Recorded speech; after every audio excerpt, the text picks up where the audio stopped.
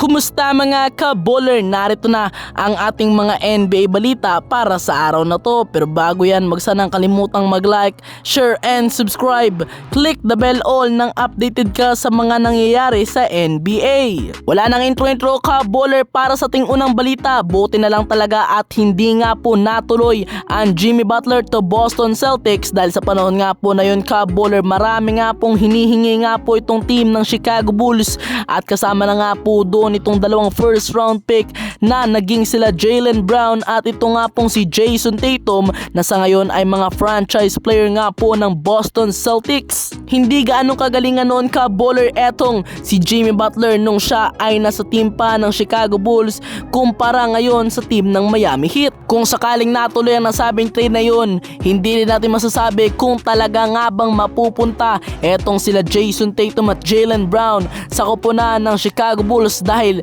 sa kanila pa rin naman ang desisyon kung pipiliin nila ang dalawang manlalarong yun. Hindi natin masisigurado yung ka-baller kung ano ang nagiging takbo ngayon ng dalawang koponan na to kung natuloy ang nasabing trade dahil hindi naman natin maprepredict ang mga panahon. Pero ko ka-baller, ano pong masasabi nyo dito?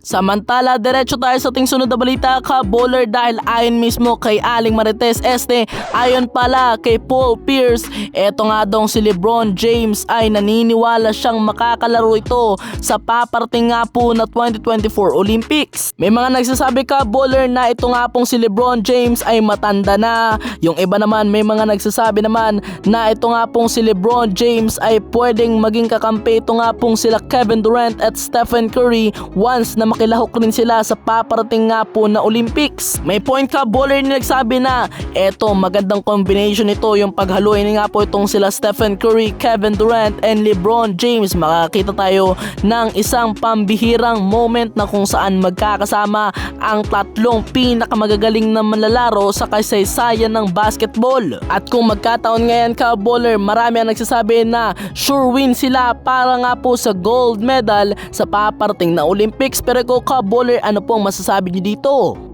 Habang diretso tayo sa ating sunod na balita ka-baller dahil ayon mismo kay James Harden, bukas daw siyang matrade sa ibang kupunan kahit hindi nga po sa Los Angeles Clippers siya mapunta. Grabe, gustong gusto na talaga nitong si James Harden na makali sa Philadelphia 76ers at makapunta sa ibang kupunan. Talagang pinapakita nitong si James Harden na galit siya sa kanilang president at sa buong kupunan ng Philadelphia 76ers at kung niyo mapapansin, mukhang nangyayari na naman ang Ben Simmons scenario sa Philadelphia. Kaso ang pinagkayabala ngayon, eto na namang si James Harden ang nagrireklamo para nga po sa Philadelphia 76ers. Paniguradong mai-trade to para sa akin lang bago ang trade deadline. Ating abangan na lang ka-baller kung anong magiging aksyon ng team ng Philadelphia 76ers para sa kanilang problema at ating abangan kung saan mapupunta itong si Balbas James Harden. Pero ko ka-baller, ano pong masasabi niyo dito? Nais ko nga po pala ka-baller batiin nga po lahat nga po ng mga nanonood sa atin dyan. Subscriber ka man o hindi, nasa loob ka man ng mundo o hindi, kahit nasa Mars ka pa, binabati kita ng isang shoutout at sana mag-ingat ka kaibigan. Binabati ko rin ka-baller ang lahat nga po ng mga member ng Ballers Community.